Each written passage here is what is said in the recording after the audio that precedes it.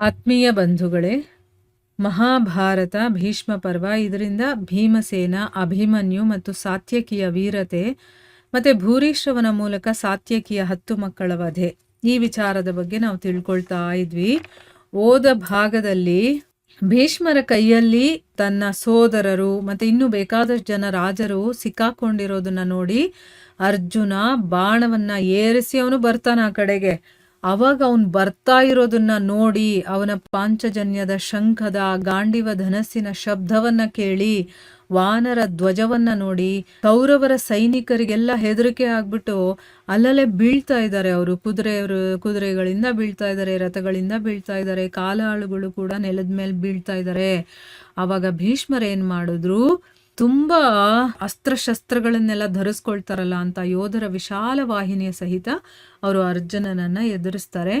ಆವಾಗ ಬೇಕಾದಷ್ಟು ರಾಜರು ತಮ್ಮ ತಮ್ಮ ಜೊತೆ ಯುದ್ಧ ಮಾಡೋದಕ್ಕೆ ಯಾರು ಬೇಕೋ ಅವ್ರನ್ನ ಆರಿಸ್ಕೊಂಡು ಅವ್ರ ಜೊತೆ ಯುದ್ಧ ಮಾಡ್ತಾ ಇದ್ದಾರೆ. ಈಗ ಯುಧಿಷ್ಠಿರ ಶಲ್ಯನ ಜೊತೆ, ಭೀಮಸೇನ ಜಯದ್ರಥನ ಜೊತೆ, ಈ ರೀತಿ ಅವ್ರವರು ಕೆಲವರನ್ನ ಆರಿಸ್ಕೊಂಡು ಅವ್ರವ್ರ ಜೊತೆ ಯುದ್ಧ ಮಾಡ್ತಾ ಇದ್ರು ಅಂತ ತಿಳ್ಕೊಂಡ್ವಿ.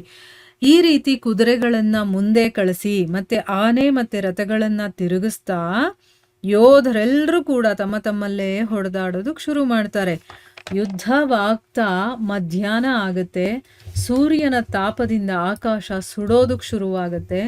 ಆ ಸಮಯದಲ್ಲಿ ಕೌರವ ಮತ್ತೆ ಪಾಂಡವರಲ್ಲಿ ಬಹಳ ಭೀಷಣವಾದಂತಹ ಹೊಡೆದಾಟ ಆಗೋದಕ್ಕೆ ಶುರುವಾಯಿತು. ಭೀಷ್ಮರು ಸೈನ್ಯವನ್ನ ನೋಡ್ತಾ ನೋಡ್ತಾ ಭೀಮಸೇನ ಮುಂದೆ ಬರೋದನ್ನ ತಡೀತಾರೆ. ಅವರ ಧನಸ್ಸಿನಿಂದ ಬಿಟ್ಟಂತ ಚೂಪಾದ ಬಾಣಗಳಿದೆಯಲ್ಲ ಅದೆಲ್ಲ ಭೀಮಸೇನನಿಗೆ ಗಾಯ ಮಾಡುತ್ತೆ. ಅಂದ್ರೆ ಅವನಿಗೋಗಿ ತಗ್ಲುತ್ತೆ, ಆಗ ಅದು ಅವನಿಗೆ ಗಾಯ ಆಗುತ್ತೆ. ಆಗ ಮಹಾಬಲಿ ಭೀಮ ಏನ್ ಮಾಡ್ದ, ಅವನು ಸುಮ್ಮನೆ ಇರಲಿಲ್ಲ. ಅವ್ರ ಮೇಲೆ ಒಂದು ತುಂಬಾ ವೇಗವಾಗಿ ಇರುವಂತ ಒಂದು ಶಕ್ತಿಯನ್ನ ಬಿಡ್ತಾನೆ. ಶಕ್ತಿ ಅಂದ್ರೆ ತ್ರಿಶೂಲ. ಆ ಒಂದು ಆಯುಧವನ್ನ ಬಿಡ್ತಾನೆ. ಅದು ಬರ್ತಾ ಇರೋದನ್ನ ನೋಡಿ ಭೀಷ್ಮರ್ ಏನ್ ಮಾಡಿದ್ರು, ತಮ್ಮ ಬಾಣಗಳಿಂದ ಆ ತ್ರಿಶೂಲವನ್ನ ಕತ್ತರಿಸ್ಬಿಡ್ತಾರೆ.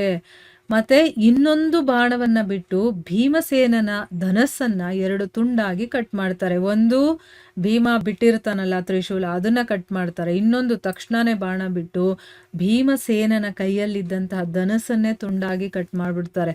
ಅಷ್ಟರಲ್ಲಿ ಸಾತ್ಯಕಿ ಏನ್ ಮಾಡ್ದ, ನೋಡ್ತಾನೆ ಭೀಮನ ಧನಸ್ಸನ್ನೇ ಕಟ್ ಮಾಡ್ಬಿಟ್ಟಿದ್ದಾರೆ.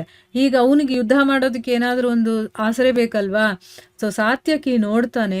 ನೋಡ್ಬಿಟ್ಟು ಏನ್ ಮಾಡ್ತಾನೆ, ಬೇಗ ಮುಂದೆ ಬಂದು ಭೀಷ್ಮರ ಮೇಲೆ ಬಾಣವನ್ನ ಸುರಿಸೋದಕ್ಕೆ ಶುರು ಮಾಡ್ತಾನೆ.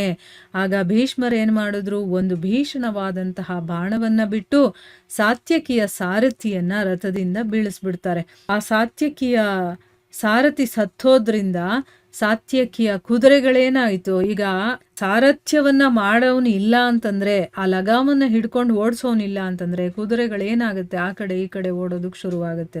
ಯಾಕೆಂದ್ರೆ ಈ ರಥಗಳಿಗೆ ಒಂದೊಂದು ಕುದುರೆಗಳಲ್ಲ, 4 ಕುದುರೆಗಳನ್ನ ಕಟ್ಟಿರ್ತಾರೆ ಆಯ್ತಾ. ಅದಕ್ಕೋಸ್ಕರ ಒಂದ್ ಈ ಕಡೆ ಒಂದ್ ಆ ಕಡೆ ಓಡೋದಕ್ಕೆ ಶುರು ಮಾಡುತ್ತೆ. ಇದರಿಂದ ಇಡೀ ಸೈನ್ಯದಲ್ಲಿ ಬಹಳ ಕೋಲಾಹಲನೆ ಉಂಟಾಗತ್ತೆ. ಈಗ ಭೀಷ್ಮರ್ ಏನ್ ಮಾಡಿದ್ರು, ಪಾಂಡವ ಸೈನ್ಯದ ವಿಧ್ವಂಸವನ್ನ ಮಾಡೋದಕ್ಕೆ ಪ್ರಾರಂಭ ಮಾಡ್ತಾರೆ. ಇದನ್ನ ನೋಡಿ ದೃಷ್ಟದ್ಯುಮ್ನಾದಿ ಪಾಂಡವ ಪಕ್ಷದ ವೀರರು, ಅಂದ್ರೆ ಪಾಂಡವರು ಮತ್ತೆ ದೃಷ್ಟದ್ಯುಮ್ನ ಇರ್ತಾನಲ್ಲ, ಆ ಪಕ್ಷದಲ್ಲಿರುವಂತಹ ವೀರರು ಯಾರ್ಯಾರಿದಾರೋ ಅವರೆಲ್ಲರೂ ಕೂಡ ನಿಮ್ಮ ಮಕ್ಕಳ ಸೈನ್ಯದ ಮೇಲೆ ಆಕ್ರಮಣವನ್ನ ಮಾಡಿದ್ರು ಅಂತನ್ಬಿಟ್ಟು ಸಂಜಯ ಹೇಳ್ತಾನೆ. ಈ ರೀತಿ 2 ಕಡೆಗಳಿಂದ ಬಹಳ ಘೋರ ಯುದ್ಧವಾಗೋದಕ್ಕೆ ಶುರುವಾಗುತ್ತೆ. ಮಹಾರಥಿ ವಿರಾಟ ಭೀಷ್ಮರ ಮೇಲೆ 3 ಬಾಣಗಳನ್ನ ಬಿಡ್ತಾನೆ. ಮತ್ತೆ 3 ಬಾಣಗಳಿಂದ ಅವರ ಕುದುರೆಗಳನ್ನ ಗಾಯಗೊಳಿಸ್ತಾನೆ. ಆಗ ಭೀಷ್ಮರು 10 ಬಾಣಗಳಿಂದ ವಿರಾಟನನ್ನ ಹೊಡಿತಾರೆ. ಇದೇ ಸಮಯಕ್ಕೆ ಸರಿಯಾಗಿ ಅಶ್ವತ್ಥಾಮ ಏನ್ ಮಾಡ್ದ, 6 ಬಾಣಗಳಿಂದ ಅರ್ಜುನನ ಎದೆಗೆ ಹೊಡಿತಾನೆ. ಮತ್ತೆ ಅರ್ಜುನ ಅಶ್ವತ್ಥಾಮನ ಧನಸ್ಸನ್ನ ಕತ್ತರಿಸ್ಬಿಡ್ತಾನೆ. ಎದೆಗೆ ಹೊಡಿತಾನೆ ಅಂತಂದ್ರೆ ಅದು ಹೋಗಿ ತಗಲಿಲ್ಲ, ಅಷ್ಟ್ರಲ್ಲಿ ಅವನು ಬಾಣ ಬಿಟ್ಟು ಅದನ್ನ ಅವಾಯ್ಡ್ ಮಾಡ್ತಾನೆ, ಅದನ್ನ ಎದುರಿಸ್ತಾನೆ ಅಂತ ಅರ್ಥ ಆಯ್ತಾ. ಈಗ ಇಲ್ಲಿ ಅಶ್ವತ್ಥಾಮನ ಧನಸ್ಸನ್ನೇ ಕತ್ತರಿಸ್ಬಿಡ್ತಾನೆ.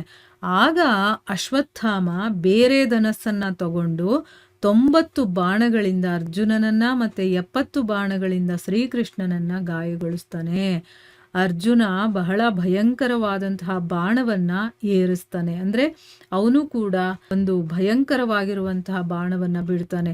ಮತ್ತೆ ಬಹಳ ವೇಗವಾಗಿ ಆ ಬಾಣ ಏನಾಯ್ತು, ಅಶ್ವತ್ಥಾಮನಿಗೆ ಹೊಡಿತಾನೆ.